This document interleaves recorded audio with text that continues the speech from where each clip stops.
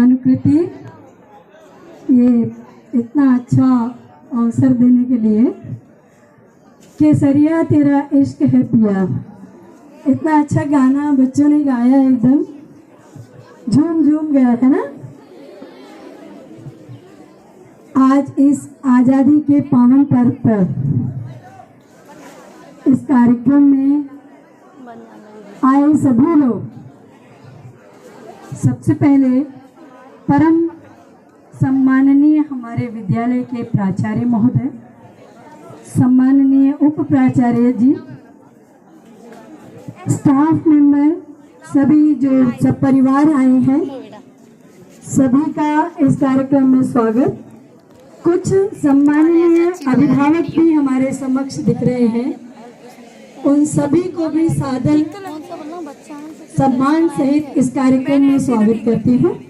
और सभी जो है प्यारे प्यारे बच्चे जो इतने जोश और उत्साह के साथ बैठे हैं। श्रोता के बिना वक्ता की कोई कीमत नहीं होती है। श्रोता के बिना वक्ता की कीमत होती है क्या? जोर से बोलो, नहीं। सही है, तो मुझे सुनना चाहेंगे? ठीक है, तो मैं बोलती हूँ थोड़ा सा। आज अपना देश जो है 77वां वर्ष पूर्ण करके 78 में पहुंच गया। इतने साल हो गए आज़ादी प्राप्त किए और हम आज जश्न मना रहे हैं, है ना। तो इस माहौल को देखते हुए एक लाइन, कुछ पंक्तियां मेरे उसमें जहन में आ रही हैं और मैं आप लोगों से जरूर शेयर करना चाहूंगी। रंग बिरंगे झंडे गगन में लहराए, रंग बिरंगे झंडे गगन में लहराए, स्वतंत्रता की सुंदर सुगंधित सुबह हर दिल को है भाई। स्वतंत्रता की सुंदर सुगंधित सुबह हर दिल को है भाई। शहीदों की गाथाएं, वो त्याग और बलिदान की रातें। आओ आज आजाद होकर एक और आज़ादी पर्व मनाएं, एक और आज़ादी पर्व मनाएं। हर वर्ष हम लोग आज़ादी का पर्व मनाते हैं और खुश होते हैं। अभी आप लोगों ने देखा, बड़े स्टाइल से अपर्णा ने बोला कि आज़ादी का दिन आज मनाएंगे फिर भूल जाएंगे। क्या हम सब के लिए ये भूलना आसान है? स्वतंत्रता दिवस तो बिल्कुल भी नहीं, है ना। तो स्वतंत्रता शब्द अपने आप में ही एक बहुत विस्तृत शब्द है ना, जिसका और छोर नहीं है। स्वतंत्रता कई शब्दों को साथ में लेके चलता है। स्वाधीनता, स्वावलंबन, आत्मनिर्भर, है ना, जो हम सबके रग रग में समाया है। तो जब भी हम खुल के हंसते हैं, जब भी हम खुल के बातें करते हैं, जब भी हम खुल के किसी मंच पे अपने आप को अभिव्यक्त करते हैं, वो स्वतंत्रता हमारे अंदर से निकलती है। मगर प्यारे बच्चों, स्वतंत्रता का महत्व तब तक नहीं होता है जब तक वो एक अनुशासन में ना हो, है ना। जानवर और मनुष्य में यही एक फर्क है। जानवर स्वतंत्र होकर कहीं भी विचरण कर सकता है, मानव स्वतंत्र होकर के भी अनुशासित होकर चलता है। और यही स्वतंत्रता बहुत ही प्रिय होती है। और स्वतंत्रता, आज़ादी, ये हम सबको यूं ही नहीं मिली, है ना। बहुत संघर्ष किया। आज जो हम लोग ये पर्व मना रहे हैं, हम ऐसे ही नहीं एकत्रित हुए हैं। जो भी राष्ट्रीय पर्व मनाते हैं उसका कुछ न कुछ उद्देश्य होता है। आज वो दिन है, हम उन बलिदान दे देने वाले, जो देश में मर मिटने वाले शहीदों की, सैनिकों के लिए जो कुर्बानी दे दी उन्होंने, आज हमें जो आज़ादी दी, उसके लिए आभार व्यक्त करने की। आज अगर हम खुली हवा में सांस ले पा रहे हैं तो इसके लिए निश्चित रूप से उन शहीदों की कुर्बानी है, उन शहीदों का लहू है जो सीमा पे बहा है। और कहते हैं ना, लड़ाई करते करते कितने लोगों ने जान गंवा दी, अभी हमारे बीच में बहुत सारे बच्चों ने अपने स्पीच में बताया भी है कि आज़ादी कितनी मुश्किल से मिली। तो इस आज़ादी को हम लोग यूं ही गंवाने नहीं देंगे, हम इसको अपने अंदर रख के हमेशा इसको जिएंगे। जिएंगे कि नहीं जिएंगे? जिएंगे।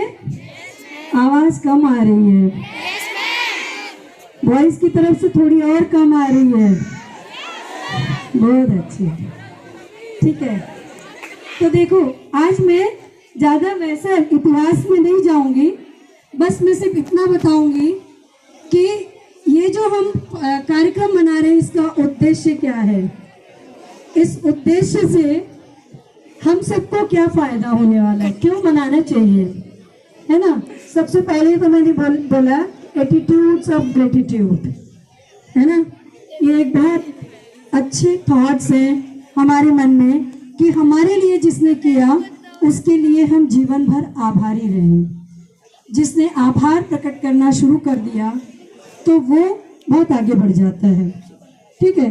दूसरा है, हमारे अंदर इस कार्यक्रम से जो जीवन मूल्य होते हैं उनमें से कुछ आज कार्यक्रम करते करते ही हमारे अंदर विकसित हो जाएगा।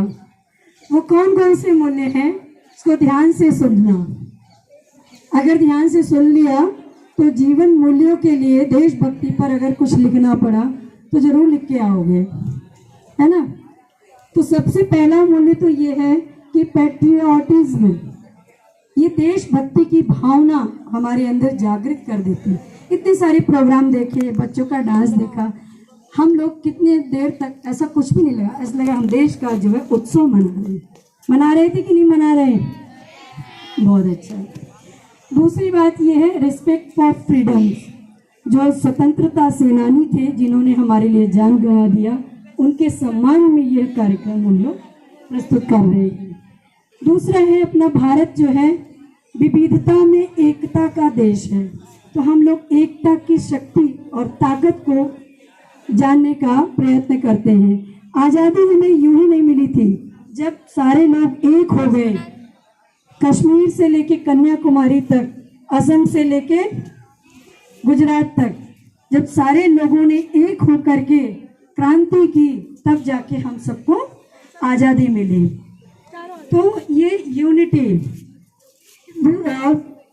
रिस्पॉन्सिबिलिटी, उस समय कोई किसी को ये बताने वाला नहीं था कि आप देश के लिए लड़ो। सबके मन में जो है चिंगारी आज देश को आज़ाद करने के लिए अपने आप जाग गई। इसी तरह से जिम्मेदारियां अपने आप हमारे मन में आता है जब हम किसी कार्य को करने के लिए तत्पर होते हैं। उसके बाद है सिविक एंगेजमेंट, सामाजिक भागीदारी।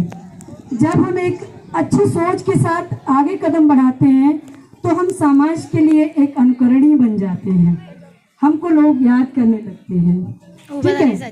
टॉलरेंस एंड इंक्लूसिविटी, आप लोगों ने देखा होगा दो दल के नेता थे, गरम दल और नरम दल। एक तरफ सुभाष चंद्र बोस थे, बोलते थे तुम मुझे खून दो मैं तुम्हें आज़ादी दूंगा, ठीक है।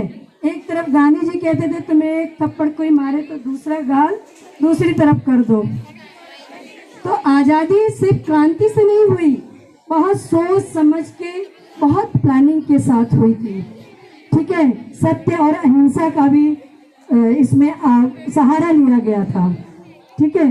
तो बॉयज साइड से बहुत आवाज आ रही है,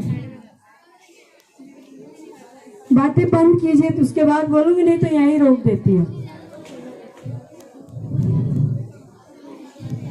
बॉयज, अब मुझे पता है स्पीच सुनना पसंद नहीं होता है, लेकिन 2 मिनट के लिए आप लोग शांत होकर सुन लेंगे तो अच्छा रहेगा, ठीक है। उसके बाद देखो ईमानदारी, जितने भी अपने जो स्वतंत्रता सेनानी थे, सैनिक थे, वो लोग ईमानदार होकर के देश के लिए लड़े, है ना। ईमानदारी हम सबका एक मूल्य है, जीवन मूल्य। इसके बाद है कमिटमेंट टू एक्सीलेंस।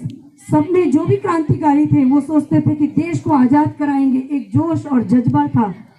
और वो बात याद करो जिसने पहली बार जाके इतनी ऊंचाई पर तिरंगा फहराया, उसके अंदर कितना बड़ा जज्बा होगा देश के लिए। वो जज्बा अगर आज किसी बच्चे में पैदा हो जाए तो ये कार्यक्रम सफल हो जाएगा। होगा कि नहीं होगा? बहुत अच्छा, अभी सभी सुन रहे हैं। उसके बाद है एक शब्द एम्पैथी। सिंपैथी और एम्पैथी दो शब्द हैं, है ना। सिंपैथी में लाचारी झलकती है, लेकिन एम्पैथी वो शब्द है जब आप उन शहीदों की जगह पे अपने आप को रख के देखेंगे और थोड़ी देर के लिए विजुअलाइज करेंगे, सोचेंगे कि उन्होंने कैसे दिन काटे होंगे। वो दिन जब हमारे अपने जमीन पर ही हम खेती नहीं उगा सकते थे, अंग्रेजों ने हम सबका पूरा अस्तित्व छीन लिया था। धीरे धीरे धीरे धीरे करके उसको अपना बनाना, कितना जिगर होगा उन लोगों के अंदर, है ना। क्या हम में ऐसी ताकत है? हम देश के लिए ऐसा कुछ कर सकते हैं? है हम में जज्बा? है? थोड़ी कम आवाज आई। बहुत अच्छा, बहुत अच्छा। और अंत में एक शब्द है लीडरशिप। बिना लीडरशिप के कोई भी काम कहीं ना कहीं लैकिंग रह जाता है ना। ये जितने भी क्रांतिकारी थे, इनकी छोटी छोटी टोली थी और उसको लीड करने वाले बड़े बड़े नेता थे, क्योंकि लीडर्स के अंदर वो कंस्ट्रक्टिव फीलिंग्स आती है, वो सृजनात्मक भावनाएं उत्पन्न होती हैं जो बहुत ऊंचाई तक सोचता है। अपर्णा बोल रही थी कुछ सोचो, है ना, कुछ क्रिएटिव करो। सक्षम करने का आज देखा आप लोगों ने कविता, और वो बहुत शांत रहता है क्लास में, लेकिन आज उसका उत्साह जो है स्टेज पे देखने लायक था। आज अलग पर्सनालिटी दिख रही थी, है ना। तो हर बच्चे में ये टैलेंट होना चाहिए अपनी पर्सनालिटी को तरह तरह से प्रेजेंट करने का। तो लीडरशिप क्वालिटी जो है एक जोश भरती है, एक टीम को लेके चलती है और कुछ नया कर दिखाती है। तो प्यारे बच्चों, हम देश को आज़ाद तब करेंगे जब हम अपने नवोदय के सिस्टम को अच्छा कर लेंगे। हर लीडर अपने नवोदय का जो भी उसको रिस्पॉन्सिबिलिटी दी गई है अच्छे से ईमानदारी से निभाए, तो एक छोटा इंडिया हमारा नवोदय है। और मैं आप सभी से यही कहूँगी, इस पावन पर्व पे न जगाइए और जितने जीवन मूल्य मैंने गिनाए हैं उसको अपने जीवन में डाल दीजिए। और बारिश हो रही थी तो मैंने 2 लाइनें लिखी थी, क्योंकि मुझे लग रहा था बारिश शायद कंटिन्यू रहे। अब बस मैं अंत में ये लाइन सुना के अपनी स्पीच खत्म करती हूँ। आज आज़ादी के इस पावन पर्व में बारिश की बूंदें भी बेताब हैं झंडे की ऊंचाइयों को छूने के लिए, झंडे की ऊंचाइयों को छूने के लिए, क्योंकि शायद इन्हें भी पता है कि पवित्र तिरंगा शान है हमारी, उन वीरों की कुर्बानी और बलिदान का। जय हिंद, जय भारत, जय हिंद।